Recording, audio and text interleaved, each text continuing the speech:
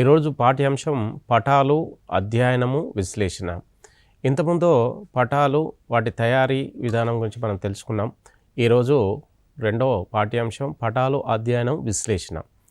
అంటే పూర్వకాలంలో, ప్రస్తుత కాలంలో మనకు ఉపగ్రహ ఛాయాచిత్రాల ద్వారా మనకు సహజంగా సరిగ్గా యాక్యురేట్గా మనం పటాల అధ్యయనం అనేది మనకు తయారు చేయడం అనేది ఈజీ అయిపోయింది. కానీ పూర్వకాలంలో పటాల అధ్యయనం అనేది అత్యంత కఠినంగా ఉండేది తయారు చేయడం అనేది. అయితే వాటి యొక్క అధ్యయనము, విశ్లేషణ ఎంతోమంది శాస్త్రవేత్తలు ఈ అధ్యయనం చేసి వాటి యొక్క విశ్లేషణ ద్వారా పటాలు ఏవి ప్రామాణికమైనవి తయారు చేయడం అనేది జరిగింది. ఈ పాఠ్యాంశంలో అధ్యయనము, విశ్లేషణ అంటే పూర్వకాలంలో ఎలా తయారు చేశారనే విషయాన్ని ఈ చాప్టర్లో మనం పూర్తిగా తెలుసుకోవడం జరుగుతుంది.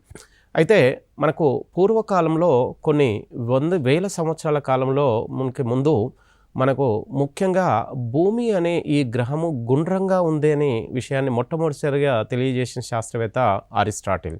అంటే అరిస్టాటిల్ ఎన్నో రంగంలో అత్యంత ప్రాధాన్యత కలిగినటువంటి, అత్యంత నైపుణ్యత కలిగిన వ్యక్తి అరిస్టాటిల్. ఈ అరిస్టాటిల్ మొట్టమొదటిసారిగా భూమి గుండ్రంగా ఉంది అనే విషయాన్ని ప్రాక్టికల్గా ఇతను తెలియజేశారు. ఇదే అంశాన్ని ఇప్పటికి కూడా గుండ్రంగా ఉందనే విషయాన్ని ప్రపంచంలో అందరు శాస్త్రవేత్తలు నమ్ముతూ వచ్చారు. అదే ప్రామాణికంగా ముందుకు వెళ్ళడం జరుగుతూ ఉంటుంది. అయితే 400 సంవత్సరాల క్రితము భూమి బల్లపరుపుగా ఉందనే విషయాన్ని భావించారు. అంటే భూమి బల్లపరుపుగా కొంత దూరం వెళ్ళిన తర్వాత వంగి ఇలా మన కరువు రూపంలో ఉందనే విషయాన్ని మనం తెలుసుకోవడం జరిగింది. ఆ తర్వాత భూమి గుండ్రంగా ఉందనే విషయాన్ని తర్వాత తెలుసుకోవడం జరిగింది. అయితే భూమి గుండ్రంగా ఉండడం వల్ల మనకు ఉపరితల ప్రాంతంలో మానవుడు ఎలా మన భూమిపైన నిలబడుతున్నాడు, జారిపోయే అవకాశం ఉంటుంది కదనే విషయాన్ని చాలామంది మనకు తెలియజేస్తూ వచ్చారు. భూమి గురుత్వాకర్షణ శక్తి ద్వారా భూమి మీదనే మనిషి మనకు సహజంగా బ్యాలెన్స్గా ఉండడానికి అనుకూలంగా ఉంది. అదే భూమి గురుత్వాకర్షణ శక్తి ద్వారా భూమి ఇలా వంకరగా ఉన్నప్పటికీ కొంత నిలబడి ఉండడానికి అనుకూలంగా ఉంటుంది. భూమి ఉత్తర దక్షిణ ధ్రువాల వద్ద నొక్కబడి మధ్యలో గుండ్రంగా ఉబ్బినట్టుగా ఉంటుంది. జనరల్గా భూ ఉపరితల ప్రాంతంలో మనకు ఉత్తరకున్న ఉత్తర ధ్రువం, దక్షిణకున్న దక్షిణ ధ్రువం అనేది 2 ధ్రువాలు ఉంటాయి, స్థిర బిందువులు. ఈ 2 స్థిర బిందువుల ధ్రువాల వద్ద మనకు జనరల్గా భూమి అనేది ఇలా ఉంటుంది, గుండ్రంగా అలా కాకుండా. అయితే మన భూమధ్య రేఖ వరకు వచ్చేసరికి భూమి కొంత ఉబ్బుగా ఉంటుంది. అంటే భూమి చుట్టూ కొంత ఉబ్బినట్టుగా ధ్రువాల వైపు వెళ్ళిన కొద్దీ ఇది కొంత నొక్కబడి, కొంత ధ్రువాల వద్ద అత్యధికంగా నొక్కబడి ఉంటుంది. భూమధ్య రేఖ వద్ద మనకు ఇది ఎక్కువ గుండ్రంగా మనకు భూమి చుట్టూ ఉబ్బినట్టుగా కనబడుతూ ఉంటుంది. 4000 సంవత్సరాల క్రితం పురాతన పటాలను సుమేరియన్లు రూపొందించారు. ఈ సుమేరియన్లు అంటే జనరల్గా ప్రస్తుతం ఉన్నటువంటి ఇరాక్ దేశస్తుల్ని సుమేరియన్లు అనే పేరుతోని జనరల్గా ఉంచారు. అయితే మొట్టమొదటిసారిగా మనకు సుమేరియన్లు కూడా మనకు పటాలను తయారు చేసే అంశంలో వీళ్ళు ఎక్కువగా శ్రద్ధ వహించి తయారు చేయడం జరిగింది. అంటే ఇవి ప్రామాణికంగా, వీటికి అక్యురేట్గా మనకు ప్రాక్టికల్గా ఇవి కరెక్ట్ అనే విషయాన్ని మనం తెలుసుకోవడం అనేది లేదు. అయితే 4000 సంవత్సరాల క్రితము పురాతన కాలంలో మనకు ఇరాకులు పటాలు తయారు చేశారు అనే విషయాన్ని మనకు పూర్వకాలంలో మనకు తెలుస్తుంది. వీటిని ఈ సుమేరియన్లు అంటే ఇరాక్ సంబంధించిన ప్రజలు, మన శాస్త్రవేత్తలు వీటిని మట్టి పలకలు, అంటే మనకు పురాతన కాలంలో పలకలు అనేవి మట్టితో తయారు చేయడం అనేది జరుగుతూ ఉండేది. వీటిపైన ఈ పటాలను గీసేందుకు ఈ మట్టి పలకలు అనుకూలంగా ఉండేది. కాబట్టి వీటిపైన ఈ పటాలను తయారు చేస్తూ వచ్చేవారు. దేవాలయ భూముల నుండి వచ్చే ఆదాయ వివరాలను పటాల రూపంలో మనకు సుమేరియన్లు భద్రపరిచేవారు.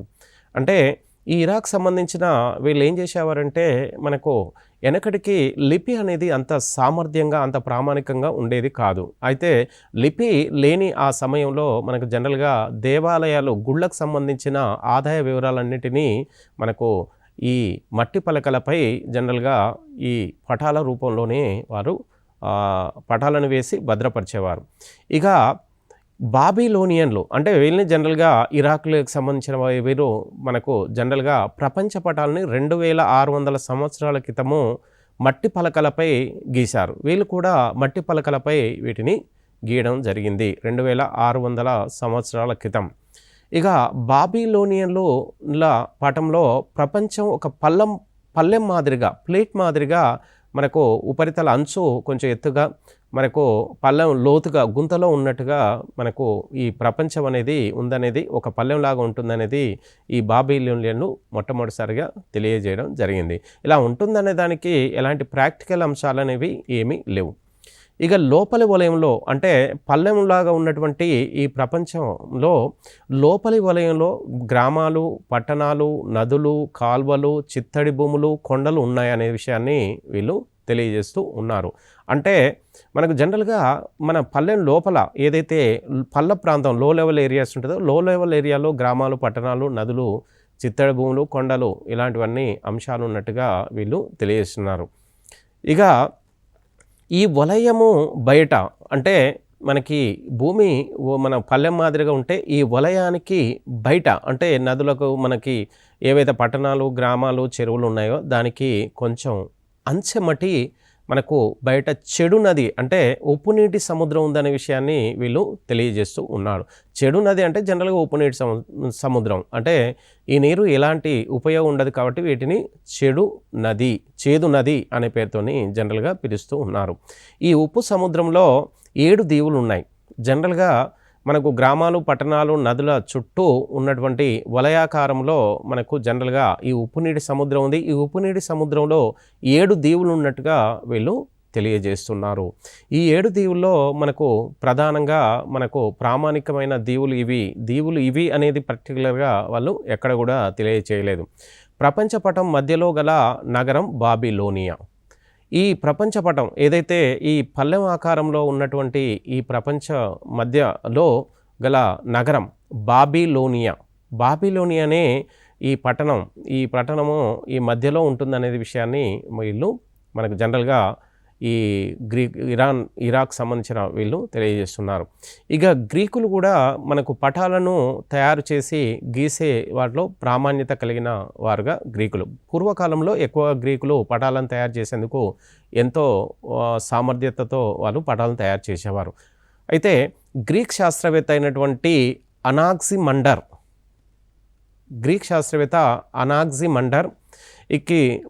అనాక్సిమండర్ మరియు అటు తర్వాత టర్కీ దేశస్థుడైనటువంటి ఎకాటియన్ అంటే ఈ దేశస్థులు ప్రపంచ పటాలని తయారు చేశారు. పూర్వకాలంలో గ్రీక్ శాస్త్రవేత్తలైనటువంటి అనాక్సిమండర్, టర్కీ దేశానికి చెందిన ఎకాటియన్ ప్రపంచ పటాలను వీరు తయారు చేశారు. వీరు కూడా భూమి గుండ్రంగా ఉందని, దాని చుట్టూ సముద్రం ఉందనే భావించారు. అంటే మనకు బాబిలోనియన్ లాగా మరియు అంటే ఇరాక్ దేశస్తుల్లాగా వీరు కూడా భూమి గుండ్రంగా ఉందని, దాని చుట్టూ సముద్రం ఉందని వారు భావించారు. అంటే జనరల్గా మనకు ఉప్పు సముద్రం ఉందనేది వీళ్ళు కూడా నమ్ముతూ వచ్చారు. ప్రపంచాన్ని 3 ఖండాలుగా జనరల్గా విభజించారు. అయితే గ్రీకులు ప్రపంచాన్ని 3 ఖండాలుగా విభజించారు. అంటే ఉప్పు సముద్రం ఉన్నట్టుగా, మధ్యలో భూభాగం ఉన్నట్టుగా, ఆ మధ్యలో ఉన్నటువంటి ఈ భూభాగాన్ని 3 ఖండాలుగా వీరు విభజించారు. ఒకటి యూరప్, ఆసియా, లిబియా. అంటే జనరల్గా ఆఫ్రికా ఖండాన్ని ఆ కాలంలో లిబియా అనే ప్రాంతంగా అనే పేరుతో పిలిచేవారు. ప్రపంచ మధ్యలో గ్రీక్ నగరం ఉన్నట్టుగా మనకు వాళ్ళు తెలియజేశారు. అంటే వాళ్ళు ఏ దేశాలకు సంబంధించిన గ్రీకు వారు వాళ్ళ దేశమును మనకు ఈ ప్రపంచంలో 3 ఖండాల మధ్యన మనకు ఈ గ్రీక్ దేశం ఉందనే విషయాన్ని తెలియజేస్తున్నారు. ఖండాలను వేరు చేసే సముద్రం ఏవైతే మనకు ఆఫ్రికా కానీ అటు తర్వాత తీసుకుంటే యూరప్, ఆసియా ఖండాల్లో ఈ 3 ఖండాల మధ్య మధ్యధరా సముద్రం ఉన్నట్టుగా వీళ్ళు తెలియజేస్తున్నారు. ఇప్పుడు ఉన్నటువంటి మధ్యధరా సముద్రము యూరప్, ఆఫ్రికా, ఆసియా 3 దేశాలకు మధ్యలో ఈ మధ్యధరా సముద్రం అనేది జనరల్గా ఉంటుంది ప్రస్తుతానికి. కానీ ఈ 3 ఖండాలను వేరు చేసే సముద్రం అంటే జనరల్గా వీరు కూడా మనకు యూరప్, ఆసియా, ఆఫ్రికాల మధ్యనే మనకు మధ్యధరా సముద్రం ఉన్నట్టుగా వీళ్ళు ఇప్పుడు ఉన్నటువంటి మధ్యధరా సముద్రం ఎలా ఉందో దాని చుట్టూ ఏ ఖండాలు ఉన్నాయో అదే అంశాన్ని వీళ్ళు తెలియజేస్తూ ఉన్నారు. ఇక పటాల తయారీలో ఆసక్తి కనబర్చిన వారు గ్రీకులు, రోమన్లు. అటు తర్వాత తీసుకుంటే గ్రీకుల తర్వాత మనకు రోమన్లు కూడా ఎక్కువగా మనకు పటాల తయారీకి మనకు ఎక్కువగా ఆసక్తిని చూపించారు. ఇక జనరల్గా అక్షాంశాలు రేఖాంశాల ఆధారంగా పటాలను ఖచ్చితంగా తయారు చేయడానికి ప్రయత్నించిన వారు గ్రీకులు జనరల్గా సహజంగా ప్రాక్టికల్గా మనకు అక్షాంశాలను రేఖాంశాలను ఆధారంగా చేసుకొని పటాలను తయారు చేయడానికి వీళ్ళు పూనుకున్నారు. అంటే ఈ అక్షాంశాలు రేఖాంశాల ద్వారా మనకు సాధారణంగా ఇప్పటికి కూడా ఈ రేఖల ద్వారా మనకు పటాలని సరిగ్గా మనకు అక్యురేట్గా రావడానికి ఈ రేఖలు అత్యంత ఉపయోగపడుతున్నాయి. గ్రీకులు ఒకే సమయంలో మధ్యాహ్నము అయ్యే ప్రదేశాలను గుర్తించి వాటిని కలుపుతూ ఉత్తరం నుండి దక్షిణానికి ఒక గీత గీశారు. దీన్నే మెరీడియన్ రేఖాంశము అంటారు. అంటే మనకు జనరల్గా ఏదైనా భూమి గోళాకారంలో ఉంటుంది. మనకు జనరల్గా నిలువుగా గీయబడ్డటువంటి వీటిని రేఖాంశాలు అంటారు. అంటే సూర్యుడు తూర్పు వైపున మనకు జనరల్గా ఉదయిస్తూ ఉంటారు. సూర్యకిరణాలు ఏవైతే పట్టణాలపైన లంబంగా పడతాయో, ఏవైతే పట్టణాలపైన సూర్యకిరణాలు పడతాయో, ఆ సూర్యునికి ఆపోజిట్గా పడేటువంటి సూర్యకిరణాలు పడ్డప్పుడు ఆ పడ్డ ప్రాంతాల్లో ఏవైతే పట్టణాలు ఉన్నాయో ఆ పట్టణాలన్నిటినీ కలుపుతూ గీయబడ్డటువంటి నిలువుగా గీయబడ్డటువంటి ఈ రేఖని జనరల్గా మధ్యాహ్న రేఖ, మెరీడియన్ రేఖాంశము అనే పేరుతోని జనరల్గా పిలుస్తూ ఉంటారు. అంటే గ్రీక్ భాషలో మెరీడియన్ అంటే మధ్యాహ్న రేఖ. అంటే మనకు మధ్యాహ్నం అయ్యే ఏవైతే ఈ రేఖపై ఉన్నటువంటి ప్రాంతాలు, పట్టణాలు ఏవైతే ఉన్నాయో ఈ పట్టణాలన్నిటికీ కలుపుతూ గీయబడ్డటువంటి వాటిని రేఖాంశాలు అంటారు. ఈ రేఖాంశాలు మనకు జనరల్గా ఏం తెలియజేస్తుందంటే వివిధ ప్రాంతాల మధ్య పట్టణాల మధ్య ఉన్నటువంటి వివిధ దేశాల మధ్య మనకు కాల వ్యత్యాసాలు, కాలాన్ని కనుక్కోవడం ఎలా, మనకు ఈ కాలరేఖలు ఈ రేఖాంశంపై ఎంత టైం అవుతుందనే అంశాన్ని ఇవి మనకు జనరల్గా తెలియజేస్తూ ఉంటాయి.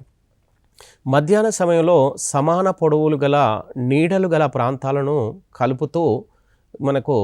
కలుపుతూ అక్షాంశాలను గీస్తారు. ఏవైతే పట్టణాల్లో మనకు అంటే మధ్యాహ్నం అయ్యే పట్టణాలు ఏవైతే ఉంటాయో ఆ పట్టణాల యొక్క నీడ గల ప్రాంతాలను కలుపుతూ గీయడం వలన వచ్చిన రేఖలను మనకు జనరల్గా అక్షాంశాలు అనే పేరుతోని జనరల్గా పిలుస్తూ ఉంటారు.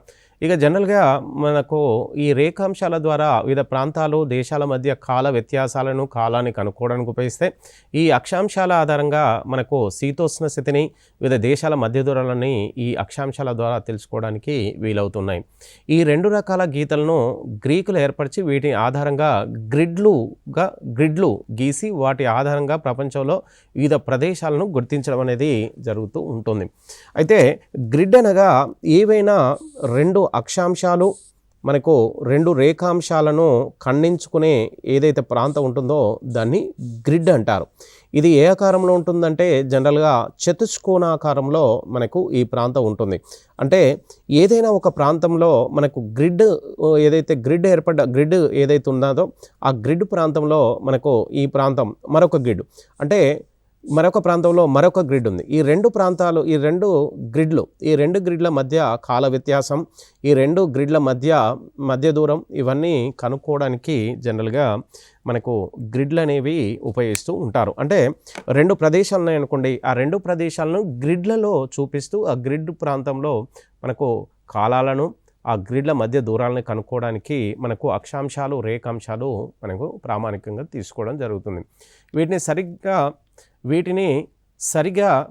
సరిగ్గా గీయడానికి మనం 2000 సంవత్సరాలు పట్టింది. అంటే అక్షాంశాలు, రేఖాంశాలను మరియు వాటి యొక్క ఉపయోగాలను, వాటి యొక్క ప్రామాణికాలను మొత్తం గీయడానికి ఎంతోమంది శాస్త్రవేత్తలు ఈ అక్షాంశాలు, రేఖాంశాలను ఉపయోగిస్తూ భూపరితలంలో శీతోష్ణతలని, దేశాల మధ్య దూరాలు కానీ, కాలాలను కానీ ఎక్యురేట్గా తెలియజేయడానికి, ప్రపంచానికి అందించడానికి 2 సంవత్సరాల కాలం పట్టినట్టుగా తెలుస్తూ ఉంటుంది.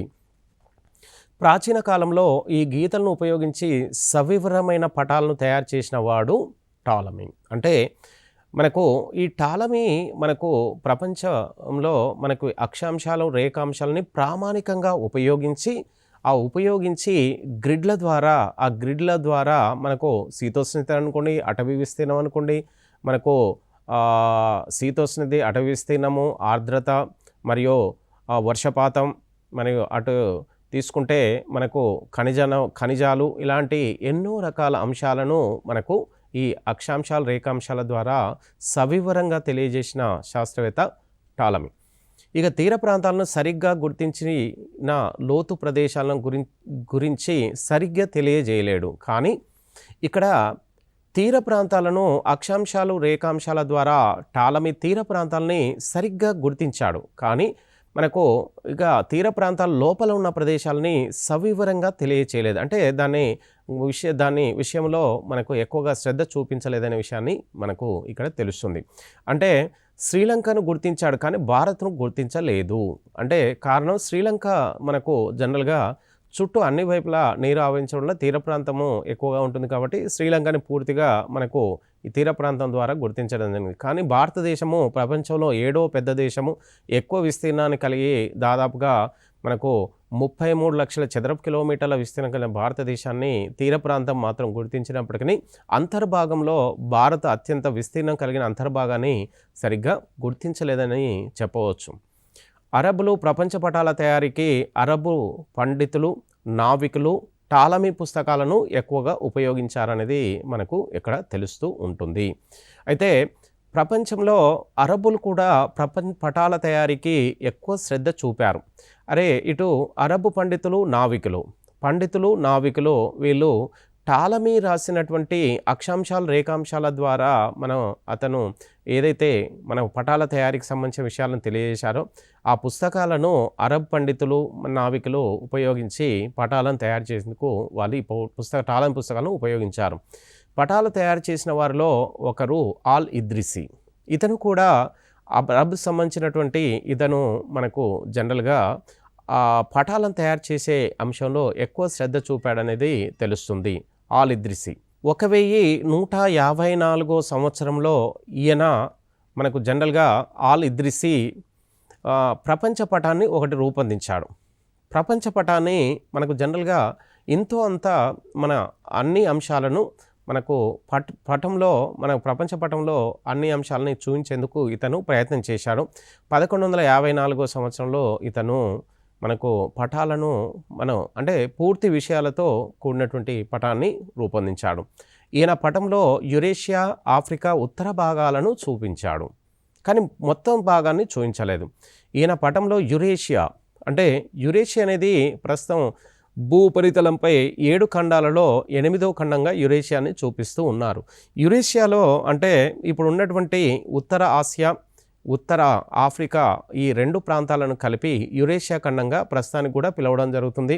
అయితే ఈ 2 ఖండాలతో కలిపి మనకు లోని ఈ భాగాన్ని ఇతను తెలియజేశారు. అంటే ఆసియాలోని ఎక్కువ భాగము, ఆఫ్రికాలోని మన యూరప్లోని కొంత భాగాన్ని కలిపి యురేషియా అనే పేరుతో పిలుస్తున్నారు. అంటే ఉత్తర ఆసియా, ఉత్తర ఆఫ్రికాను ఇతను తెలియజేయడం జరుగుతూ ప్రపంచ పటంలో చూపించారు. ఆ తర్వాత ఆఫ్రికా ఉత్తర భాగాలను మాత్రమే ఇతను చూపించారు. ఆఫ్రికా అనేది ప్రపంచంలో 2వ అతిపెద్ద ఖండం అయినటువంటి ఆఫ్రికాలో ఉత్తర భాగాలను మాత్రమే ఇతను చూపించాడు. అంటే ప్రస్తుతం ఉన్నటువంటి సహారా ఎడారిలో ఉన్నటువంటి 14 దేశాలకు సంబంధించి ఈ భాగాన్ని మాత్రమే ఇతను పటంలో చూపించగలిగాడు. కానీ ఆఫ్రికా దక్షిణం ఆఫ్రికా ఖండం దక్షిణ భాగం అంటే ఇటు నమీబియా కానీ, బోట్స్వానా కానీ, దక్షిణ ఆఫ్రికా ఖండాలను దేశాలను ఇతను మ్యాప్లో చూపించలేకపోయాడు. అదేవిధంగా ఆసియాలోని భాగమైనటువంటి ఆగ్నేయ ఆసియా దేశాలను కూడా చూపించలేడు. అంటే జనరల్గా ఆగ్నేయ ఆసియా దేశాలైనటువంటి మలేసియా, సింగపూర్, మన ఇండోనేషియా, ఫిలిప్పీన్ వంటి దేశాలను ఇతను పటాలలో చూపించలేదు. ఆల్ ఇద్రిసి తన పటంలో దక్షిణాన్ని పైకి, ఉత్తరాన్ని కిందికి చూపించాడు. ఇద్రిసి అతను ఏం చేశాడంటే తను ప్రపంచ పటాన్ని తయారు చేసే క్రమంలో ఇతను దక్షిణ భాగాన్ని అంటే ఇప్పుడున్న దక్షిణ భాగాన్ని పైకి చూపించి ఉత్తర భాగాన్ని కిందికి చూపించాడు అనేది ఈ పటంలో మనకు తెలుస్తుంది. ఇక తర్వాత తీసుకుంటే అరబ్బులు, తర్వాత మనకు రోమన్లు, అరబ్బులు, ఇట్లా తర్వాత మనకు చైనీలు అంటే చైనా దేశస్తులు కూడా పటాల తయారీలో ఎక్కువ మక్కువ చూపించి వీరు ఎంతో అంత ప్రపంచ పటాలను గీయడానికి వారి సహకారం అందించారు. 1389లో చైనీలు 1389లో చైనీయులు 17 చదరపు మీటర్ల గుడ్డ పైన 17 చదరపు మీటర్ల గుడ్డ అంటే క్లాత్ పైన డామింగ్ హన్ ఇత్ అనే శాస్త్రవేత్త, చైనా దేశానికి చెందిన శాస్త్రవేత్త ప్రపంచ పటాన్ని గీశాడు. ఇతను 17 చదరపు మీటర్ల క్లాత్ పైన ఒక ప్రపంచ పటాన్ని మనకు ఒక గీసి చూపించాడనేది మనం తెలుసుకోవడం 1389లో తెలుసుకోవడం జరిగింది. ఈయన ప్రకారం చైనా మధ్యలో ఉంది. ఇతను చైనీసుడు. దాదాపుగా ప్రతి శాస్త్రవేత్త కూడా ఆ దేశాలకు సంబంధించిన వాళ్ళు ఏ దేశం చెందారో వాళ్ళు ఆ దేశాలకు సంబంధించిన అన్ని ప్రాంతాలని, ఆ దేశం సంబంధించిన ప్రాంతాలని మన ప్రపంచ పటంలో మధ్యలో ఉంటుంది అనే విషయాన్ని తెలియజేస్తూ వచ్చారు. అదేవిధంగా ఈయన కూడా మనకు డామింగ్ హిత్ అనే ఈయన కూడా మనకు ప్రపంచ పటంలో మనకు చైనా మధ్యలోనే ఉంటుందన్నట్టుగా ఇతను కూడా చెప్పడం జరుగుతూ ఉంటుంది. యూరప్ చిన్నగా సన్నగా పటం అంచున ఉంటుందనే విషయాన్ని ఇతను మనకు తెలియజేస్తూ ఉన్నారు. అంటే డామింగ్ జనరల్గా యూరప్ ఖండాన్ని చిన్నగా సన్నగా అంటే ఇప్పుడు ఉన్నట్టుగా కాకుండా చిన్నగా, అంటే చిన్నగా ఉన్నప్పటికీ మరీ అతి చిన్నగా సన్నగా అంటే వెడల్పు తక్కువగా ఉన్నట్టుగా మనకు ఇతను క్లాత్ పైన గుడ్డ పైనటువంటి ఏదైతే గీశాడో దాంట్లో చిన్నగా ఉన్నట్టుగా చూపిస్తూ వచ్చాడు. ఇక యూరోపియన్లు మనకు జనరల్గా కనుక్కున్న గుడ్ హోప్ అగ్రాన్ని కూడా చైనీయులు సూచించారు. ఇప్పుడు ఉన్నటువంటి యూరప్ దేశంలో ఉన్నటువంటి పోర్చుగీస్ నావికులు మనకు ఆఫ్రికా ఖండంలోని దక్షిణ అగ్రాన్ని చేరుకొని దాన్ని గుడ్ హోప్ అగ్రం అనే పేరుతో మనకు వాళ్ళు తెలియజేశారు. ఈ అగ్రాన్ని వీళ్ళు చైనీయులు తన పటాలలో చూపించడం అనేది జరిగింది. బైబిల్ ప్రకారం అంటే మత భావనల ఆధారంగా మతాలకు అనుకూలంగా మతాలను కూడా మనకు పటాలలో మనకు అది చొప్పించి అంటే ఇంక్లూడ్ చేసి మనకు పటాలను తయారు చేశారు. ఇక బైబిల్ ప్రకారంగా మనకు బైబిల్ ఆధారంగా ప్రపంచాన్ని చిత్రించారు. ఇక బైబిల్ ఆధారంగా ప్రపంచం అనేది మనకు దీని ప్రకారంగా ప్రపంచం సముద్రాలతో ఆవరించి ఉంది. ఖండాలకు మధ్యలో సముద్రం ఉన్నట్టుగా చూపిస్తూ ఉంది. ఆసియా, ఆఫ్రికా, యూరప్ ఖండాలు ఉన్నాయి. అంటే చుట్టూ సముద్రాలు, మధ్యలో ఆసియా, ఆఫ్రికా, యూరప్ ఖండాలు ఉన్నట్టుగా మనకు ఈ బైబిల్ మత సాంప్రదాయము తెలియజేస్తుంది. యేసుక్రీస్తు జన్మస్థలము జెరూసలేం, అంటే జనరల్గా బెతల్హామ్ అనే పేరుతోని పిలుస్తూ ఉంటారు. అయితే జెరూసలేం ఉన్న ఆసియా ఖండం పెద్దది. అంటే వీళ్ళు ఏదైతే మత ప్రాతిపదికగా ఏదైతే ప్రపంచ పటాన్ని తెలియజేసి చూపిస్తున్నారో ఆ పటంలో అతి పెద్ద ఖండంగా ఆసియాని చూపించారు. ఇక అది తీసుకుంటే మత ప్రకారంగా అతి పెద్ద ఖండమైనటువంటి ఆసియా ఖండాన్ని మనకు ప్రపంచంలో పెద్దగా చూపించారు. ఆ తర్వాత అది యూరప్, ఆఫ్రికాని కూడా చిన్నవిగా చూపించారు. అంటే మొత్తం మీద మనకు యేసుక్రీస్తు జన్మస్థానం జెరూసలేం ఉన్న ఆసియా ఖండాన్ని అతి పెద్దదిగా, మిగతా యూరప్, ఆఫ్రికా ఖండాలని చిన్నదిగా చూపించడం అనేది జరుగుతూ ఉంది. 1480లో యూరోపియన్లు టాలమీ పుస్తకాల ఆధారంగా కొత్త పటాలను తయారు చేశారు. ఇక తర్వాత ఇప్పుడున్న యూరోపియన్ దేశస్థులు మనకు టాలమీ పుస్తకాల ఆధారంగా చేసుకొని కొత్త పటాలను తయారు చేశారు. అంటే దాదాపు 1480 సంవత్సరంలో ప్రాచీన కాలం తర్వాత కొంత ముందు కాలం, అంటే ప్రాచీన కాలం తర్వాత అంటే దాదాపుగా కొంత మనకు ఆధునికతనే అంశాన్ని ఆధారంగా చేసుకొని యూరోపియన్లో టాలమీ రాసినటువంటి ఏవైతే పుస్తకాలు ఉన్నాయో, టాలమీ పుస్తకాలు అంటే పటాలను ఎలా తయారు చేయాలనే విషయాన్ని ఆ పుస్తకాల్లో టాలమీ పూర్తిగా తెలివి వివరాలు ఇచ్చారు. అయితే ఈ పుస్తకాలను ఆధారంగా చేసుకొని కొత్త పటాలను తయారు చేశారు. కొత్త పటాలని వాటిని ఉపయోగించుకొని కొంత మోటివేట్ చేస్తూ కొత్త పటాలని తయారు చేయడం అనేది యూరోపియన్లు చేయడం జరిగింది. టాలమీ పటాల ప్రేరణ కలిగించాయి. అంటే యూరోపియన్లకు మనకి జనరల్గా కొత్త పటాలని కొంత మోల్డ్ చేసి కొత్త పటాలను చిత్రీకరించడానికి టాలమీ పుస్తకాలు కొంత ప్రేరణగా నిలిచాయి. ఫలితంగా ఫ్రెంచ్, జర్మనీ, ఇంగ్లీష్, ఇటలీ సాంప్రదాయాలు రూపుదిద్దుకున్నాయి. ఈ టాలమీ పుస్తకాలను ఉపయోగిస్తూ ఫ్రెంచ్ దేశస్థులు, జర్మనీ దేశస్థులు, ఇంగ్లీష్ దేశస్థులు, ఇటలీ సాంప్రదాయాలు ఉపయోగిస్తూ వారు మనకు కొన్ని పటాలను తయారు చేయడం అనేది జరుగుతుంది. ఇక మెర్కేటర్ 16వ శతాబ్దంలో హాలండ్ దేశం వర్తక వ్యాపారంలో ఆధిపత్యాన్ని సాధించారు. ఈ మెర్కేటర్ అనే శాస్త్రవేత్త మనకు హాలండ్ అంటే యూరప్ ఖండంలో ఉన్నటువంటి హాలండ్ దేశస్థుడైన హాలండ్ దేశము వర్తక వ్యాపారాల్లో మనకు 16వ శతాబ్దంలో ఎక్కువగా మన ఆర్థికంగా అభివృద్ధి చెంది వర్తక వ్యాపారాల్లో ముందుంటూ వచ్చింది. ఇక డచ్ దేశం పటాల తయారీదారుడు. డచ్ అంటే మనకు డచ్ దేశం నెదర్లాండ్ అంటారు. ఈ డచ్ దేశ ప్రజలు మనకు జనరల్గా పటాలను తయారు చేసే అంశంలో చాలా వరకు ముందున్నారు. అంటే గేర్ హార్డస్ మెర్కేటెడ్ పటాలు. ఇక మెర్కేటెడ్ పటాల ద్వారా ఈ పటాల పితామహుడు అంటారు. అంటే గేర్ హార్డస్ మెర్కేటర్ ఇతన్ని పటాల పితామహుడుగా పిలవడం జరుగుతుంది. ఇక తర్వాత తీసుకుంటే ఈయన చిత్రించిన విధానము ఆయన పేరు మీద మెర్కేటెడ్ ప్రక్షేపణము అని ఖ్యాతిగాంచింది. అయితే మెర్కేటర్ మనకింతో అంత మనకు ఆధునిక ప్రామాణికతకు దగ్గరగా ప్రపంచ పటాలని మనకు చిత్రించడం జరిగింది. ఇతను చిత్రించినటువంటి ఈ చిత్రపటాలు ఏవైతే పటాలు ఉన్నాయో అవి ఇంతో అంత అతని పేరు మీద మెర్కేటెడ్ ప్రక్షేపణం అనే ఖ్యాతిగాంచింది. మెర్కేటెడ్ ఇతని పటాలని మనకు మెర్కేటెడ్ ప్రక్షేపణం అనే పేరుతో ఆ పటాలు ఖ్యాతిగాంచాయి. ప్రస్తుతం వాడే అన్ని పటాలు మనకు జనరల్గా దీని ఆధారంగానే మనకు గీయడం జరుగుతుంది.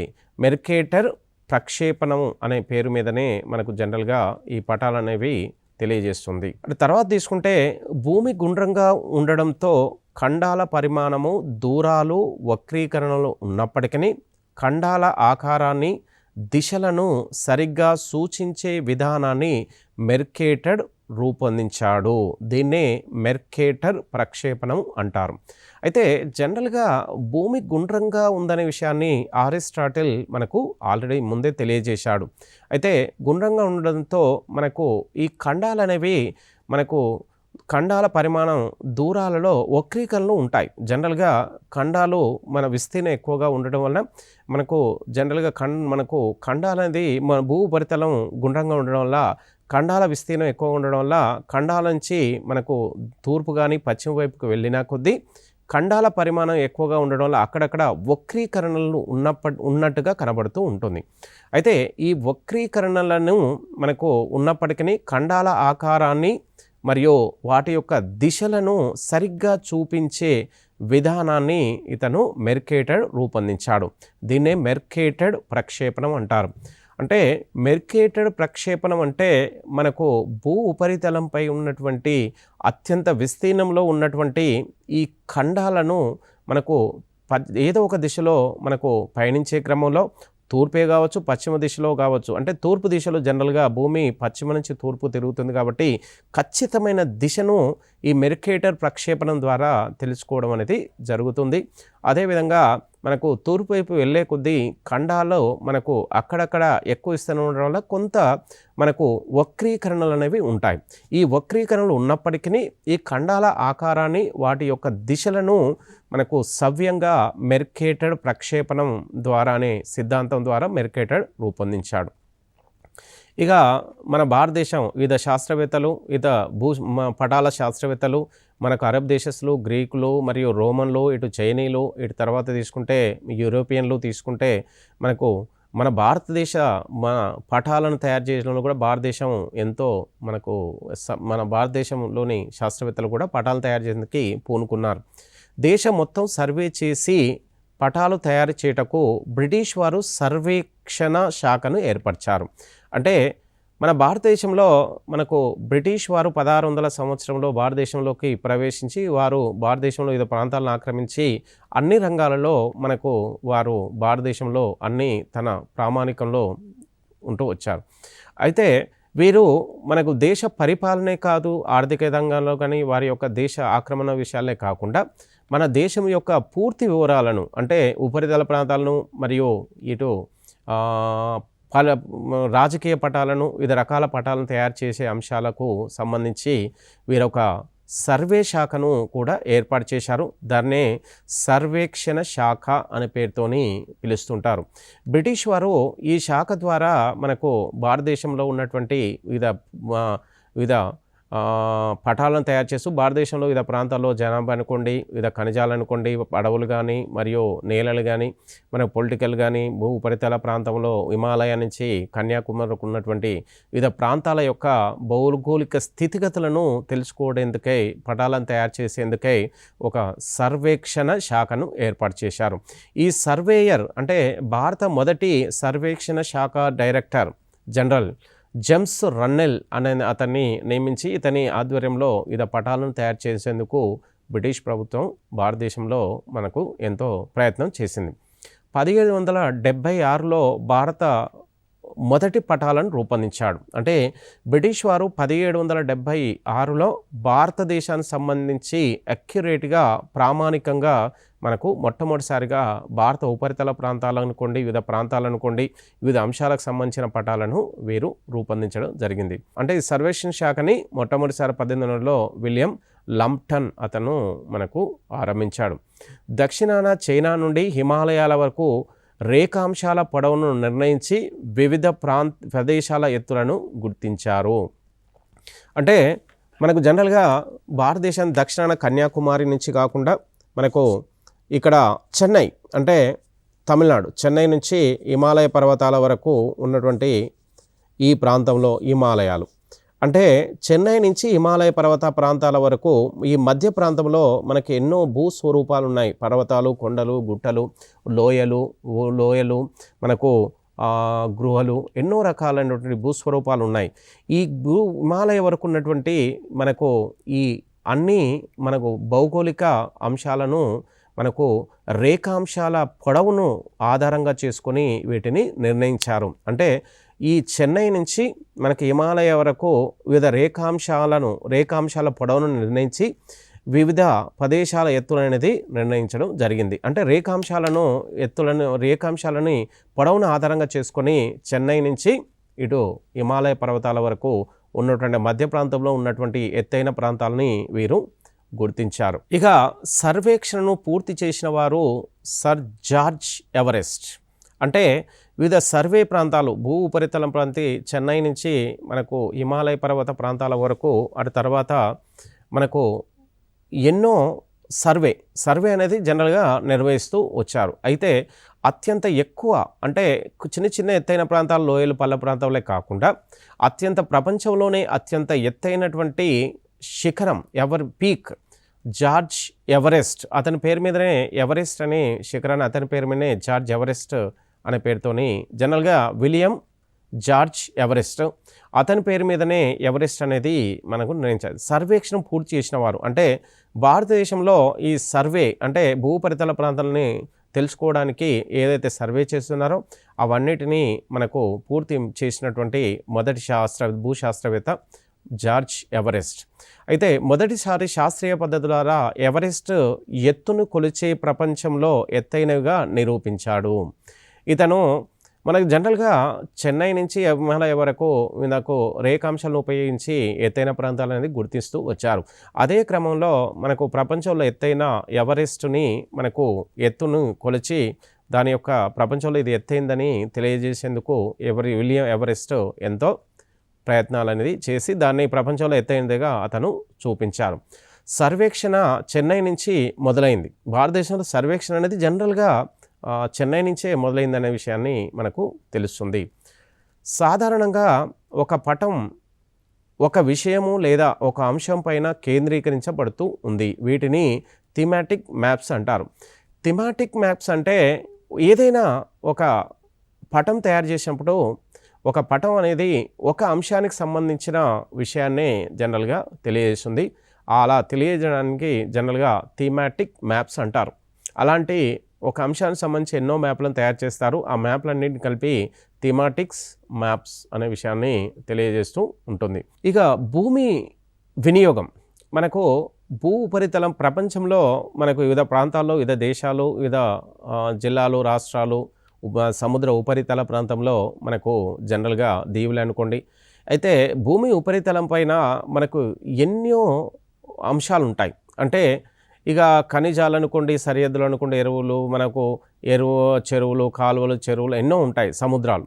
అయితే వీటన్నిటినీ మనకు జనరల్‌గా పటాలలో ఎలా నిర్ణయిస్తారనే విషయాన్ని తీసుకుంటే, పటాల్లో వాటిని ఎలా గుర్తిస్తారనే విషయానికి ఒక్కొక్క రంగు కలర్‌లో ఆ ప్రాంతాలని, ఆ అంశాలని గుర్తిస్తూ వచ్చారు. అంటే భూమి వినియోగం, అంటే భూమి ఉపరితలం పైన ఒక ప్రాంతం ఉందనుకోండి, ఆ ప్రాంతంలో ఏదైతే అంశం ఉందనుకోండి, ఖనిజం అనుకోండి, సరిహద్దులో ఉన్నాయనుకోండి, అంశాన్ని ఏదో ఒక పాయింట్అవుట్ అంటే సాంకేతంతో జనరల్గా కలర్తో చూపిస్తూ ఉంటారు. అయితే జనరల్గా ఖనిజాలు ఉన్నాయనుకోండి, ఏదైనా ఒక ప్రాంతంలో అత్యధికంగా ఖనిజ నిల్వలు ఉన్నాయనుకోండి, ఆ ఖనిజ నిల్వలు ఉన్న ప్రాంతాన్ని మనకు జనరల్గా ఒక రంగు కలర్తో సూచిస్తారు. ఆ రంగు ఏంటంటే జనరల్గా అత్యధిక ఖనిజాలున్న ప్రాంతాన్ని తెలుపు రంగుతో మనకు పటాలలో గుర్తించడం అనేది జరుగుతుంది. భారతదేశంలో అత్యధికంగా మన ఖనిజ నిల్వలు కలిగినటువంటి చోటా నాగ్పూర్ జార్ఖండ్లో ఉంది. ఈ ప్రాంతాన్ని మనకు పటంలో ఎలా చూపిస్తారంటే తెలుపు రంగుతోని చూపించడం అనేది జరుగుతూ ఉంటుంది. ఇక తర్వాత మనకు వివిధ దేశాలు, రాష్ట్రాలు, జిల్లాలు మరియు వివిధ ప్రాంతాల మధ్య మనకు జనరల్గా సరిహద్దులు అనేవి పటాల్లో చూపిస్తూ ఉంటారు. ఈ సరిహద్దులు మనకు జనరల్గా నలుపు కలర్తో ఈ సరిహద్దులని గీయడం అనేది జరుగుతుంది. నలుపు కలర్ ఏదైతే ఉంటుందో గీతలతో పటంలో ఉంటే అది సరిహద్దుగా మనం గుర్తుంచుకోవాల్సి ఉంటుంది. ఇక చెరువులు, కాలువలు, బావులు, నదులు అంటే మనకు జలాలకు సంబంధించిన ఈ చెరువులు కానీ, కాలువలు కానీ, బావులు కానీ, నదులు కానీ, ఇవన్నీ ఏదైనా భూ ఉపరితలం పైన మనం గుర్తించాల పటంలో అనుకున్నప్పుడు దాన్ని లేత నీలం రంగుతో చూపిస్తుంటారు. అంటే లైట్ బ్లూ కలర్తో వీటిని చూపించడం అనేది జరుగుతూ ఉంటుంది. ఇక తర్వాత తీసుకుంటే సముద్రాలు. ఇక సముద్రాలు ఉపరితలం అంటే ఖండ తీర ప్రాంతంలో మనకు సముద్రాలు ఉన్నాయి. ఈ సముద్రాలు అనేవి 5 మహాసముద్రాలు ఉన్నాయి. సముద్రాలు, మహాసముద్రాలు, వీటిని జనరల్గా ముదురు నీలం రంగుతో చూపిస్తూ ఉంటారు. అంటే థిక్ బ్లూ కలర్తో జనరల్గా వీటిని చూపిస్తూ ఉంటారు. లేత నీలం ఏమో, నీలం అనేది జనరల్గా జలాలకు సంబంధించింది. లేత నీలం అంటేనేమో మనకు ఖండాంతర భాగంలో ఉన్నటువంటి జల భాగాల్ని సముద్రంలో ముదురు నీలంతో చూపిస్తూ ఉంటారు. ఇక జనరల్గా కొన్ని ప్రాంతాల్లో గడ్డి భూములు బాగా ఎక్కువగా ఉంటాయి. గడ్డి పండించే భూములు, సహజంగా గడ్డి భూములు ఉంటాయి. స్టెప్పీ గడ్డి భూములు అనుకోండి, సవన గడ్డి భూములు. మన భారతదేశంలో కూడా కొన్ని ఎత్తైన ప్రాంతాల్లో గడ్డి భూములు ఉన్నాయి. అదేవిధంగా మనకు అత్యుష్ణ ప్రాంతంలో గడ్డి మొలుస్తుంది. సమశీతోష్ణ ప్రాంతంలో కూడా కొన్ని ప్రాంతాల్లో గడ్డి ప్రాంతాలు ఉంటాయి. అంటే జనరల్గా బంజరు భూములకు పరిసర ప్రాంతంలో గడ్డి భూములు కూడా ఎక్కువగా ఉంటాయి. ఈ గడ్డి భూముల్ని మనకు జనరల్గా పటాల్లో ఎలా చూపిస్తారంటే లేత ఆకుపచ్చ, లైట్ గ్రీన్ కలర్, ఆకుపచ్చ లైట్ గ్రీన్ కలర్తో వీటిని చూపించడం జరుగుతుంది. ఇక తర్వాత తీసుకుంటే మనకు వ్యవసాయ భూములు ఉన్నాయనుకోండి, ఏదైనా ఒక ప్రాంతంలో మన వ్యవసాయ ప్రాంతం, మన గ్రామాల్లో, మన పరిసర ప్రాంతంలో ఎక్కువగా వ్యవసాయము, కాలువల కింద, చెరువుల కింద కానీ, ఇటు కెనాల్స్ కింద ఏదైతే వ్యవసాయ భూములు ఉంటాయో, ఈ వ్యవసాయ భూముల్లో మనకు గోధుమ కలర్, మన ఏ రంగుతో చూపిస్తారంటే వ్యవసాయ భూముల్ని మట్టి కలర్. మట్టి అంటే జనరల్గా గోధుమ కలర్లో ఉంటుంది. నలుపు కానీ ఇటు బ్రౌనిష్ కలర్లో ఉంటుంది. ఇక గోధుమ కలరు లేదా మట్టి కలర్తో మనకు వ్యవసాయ భూముల్ని చూపిస్తూ ఉంటారు. పంటలు సాగయ్యే ప్రాంతం, ఏదైతే పంటలు సాగేందుకే మనకు అనుకూలంగా ఉంటాయో, పీఠభూమి అనుకోండి, చిత్తడి భూమి అనుకోండి, ఈ ప్రాంతాల్లో మనకు పసుపు పచ్చ అంటే ఎల్లో కలర్తో చూపిస్తూ ఉంటారు. పీఠభూములు అనేది సహజంగా కొంచెం పంటలకు అనుకూలంగా ఉంటాయి. చిత్తడి భూమిలో కూడా మనకు జనరల్గా మనకు పంటలు పండిస్తూ చిత్తడి భూములు కూడా పసుపు కలర్తో చూపిస్తారు. అంటే పంటలు సాగయ్యే ప్రాంతం, ప్రతి సంవత్సరం 2-3 పంటలు పండించే ప్రాంతాలని పసుపు పచ్చతో చూపిస్తారు. పీఠభూమి ప్రాంతాల్లో కూడా పసుపు పచ్చ, చిత్తడి భూముల్ని కూడా మనకు భూమి పసుపు పచ్చ అంటే మార్షల్ సాయిల్. ఇక కొండలు, గుట్టలు అంటే హిల్ ఏరియాని జనరల్గా ఇక లేత ఊదా రంగుతో జనరల్గా చూపిస్తూ ఉంటారు.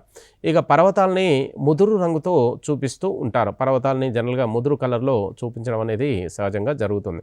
ఇక బంజరు భూముల్ని లేత ఎరుపు, ఇక లైట్ రెడ్ కలర్తో బంజరు భూములు అనేవి గుర్తించడం అనేది చూపించడం జరుగుతుంది. అంటే వివిధ రంగుల్లో వివిధ ప్రాంతాల్లో ఉన్నటువంటి దాని యొక్క ప్రాధాన్యతను బట్టి వాటి రంగుల్ని ఉపయోగించడం అనేది జరుగుతూ ఉంటుంది. ఇక సమానమైన ఎత్తుగల ప్రదేశాలను కలుపుతూ గీసిన ఊహారేఖలు, సమానమైన ఎత్తులను కలుపుతూ అంటే ఇక సమాన ఎత్తున్నటువంటి కొన్ని ప్రాంతాలను కలుపుతూ కొన్ని సమాంతర రేఖలు అనేవి గీయడం జరుగుతుంది.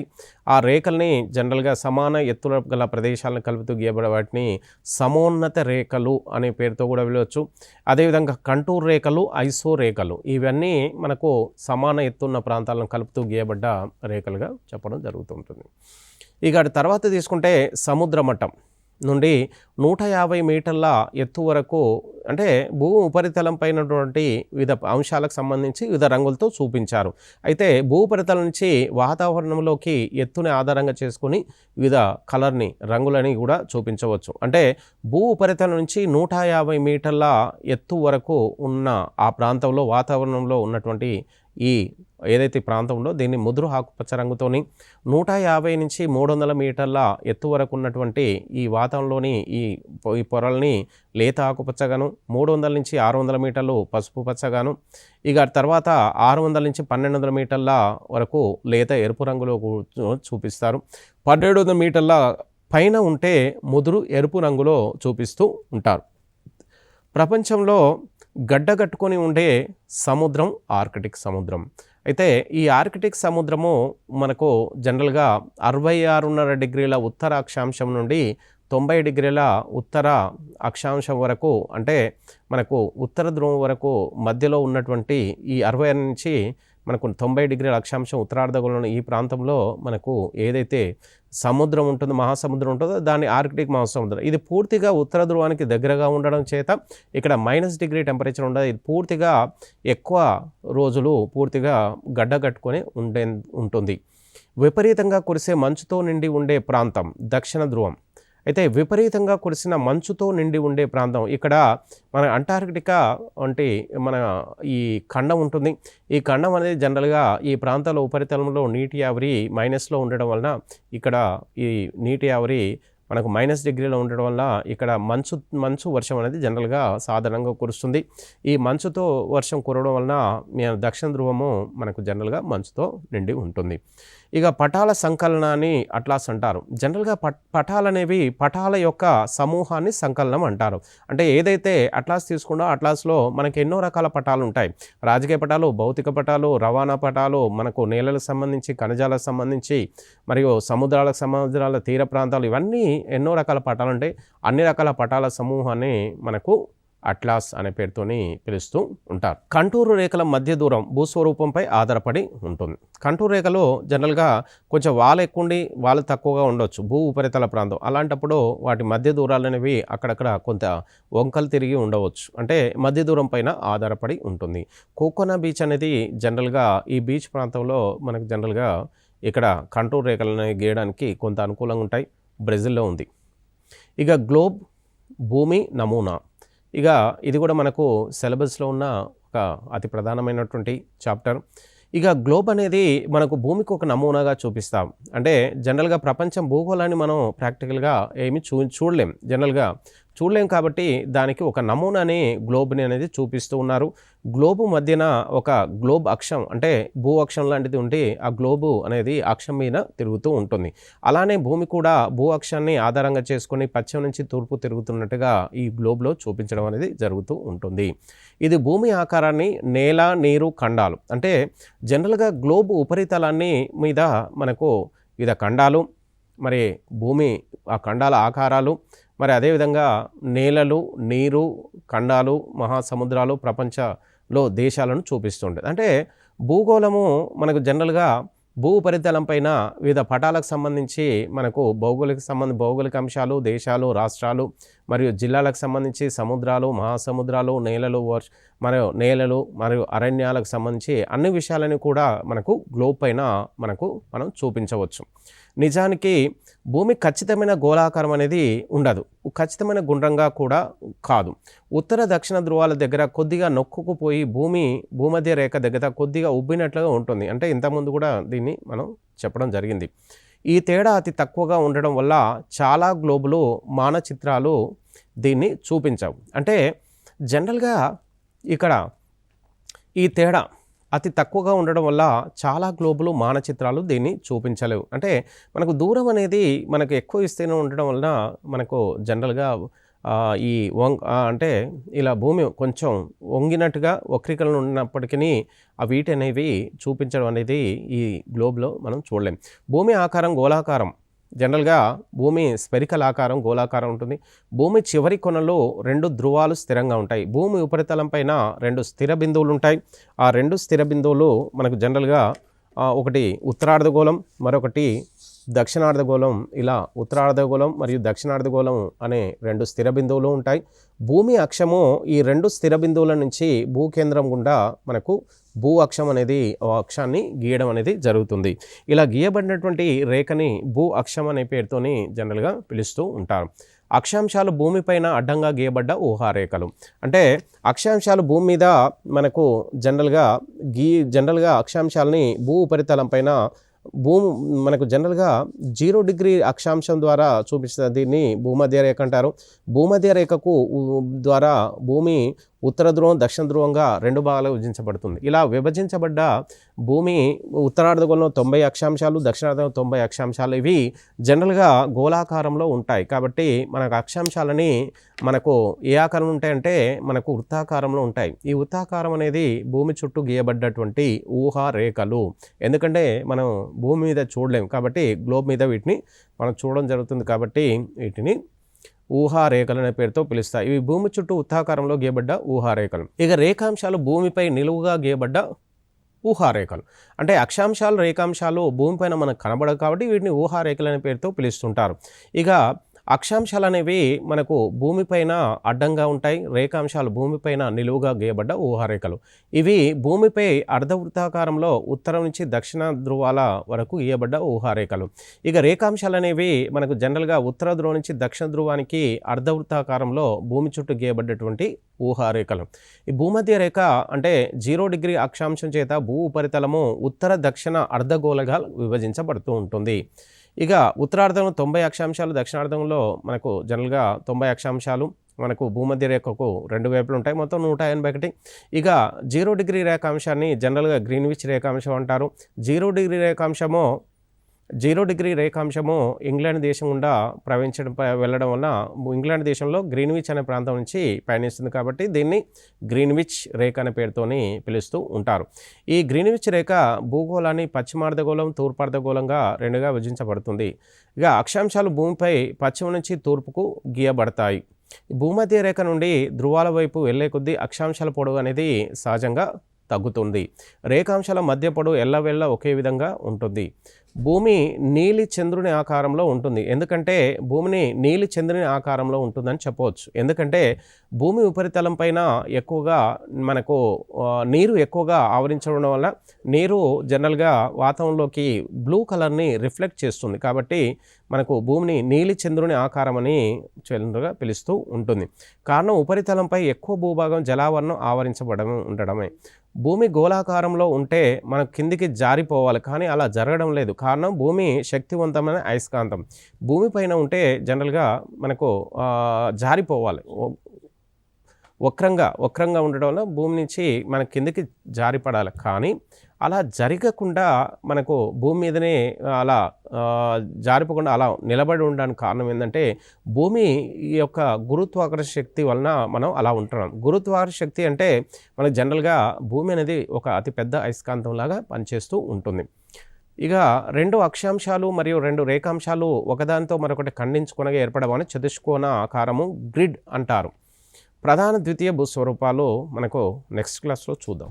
పటాల అధ్యయనం విశ్లేషణ అనే ఈ చాప్టర్లో మనకు జనరల్గా క్వశ్చన్లు ఎక్కువ వచ్చే అవకాశం ఉంది. ఎందుకంటే పూర్వకాలంలో ప్రధానంగా ఇక్కడ తీసుకుంటే పూర్వకాలంలో వివిధ శాస్త్రవేత్తలు, వివిధ దేశస్థులు, మనకు సుమేరియన్లు కానీ అటు తర్వాత మనకు చైనీయులు కానీ, భారతీయులు కానీ, గ్రీకులు, అరబులు వీళ్ళు మన కొన్ని పటాలను తయారు చేసేందుకు ఎంతో సాహసం చేసి వాటి ద్వారా ప్రస్తుత పటాల యొక్క మనకు పురాతన కాలంలో పటాలు, ప్రస్తుత కాల పటాలను తీసుకుంటే ప్రస్తుత కాల పటాలని కూడా పురాతన కాలంలో ఏవైతే తయారు చేశారో ఆ పటాలను అనుకూలంగా తీసుకొని ఇప్పుడున్న పటాలు అనేది మనకు తయారు చేయడం అనేది జరుగుతుంది.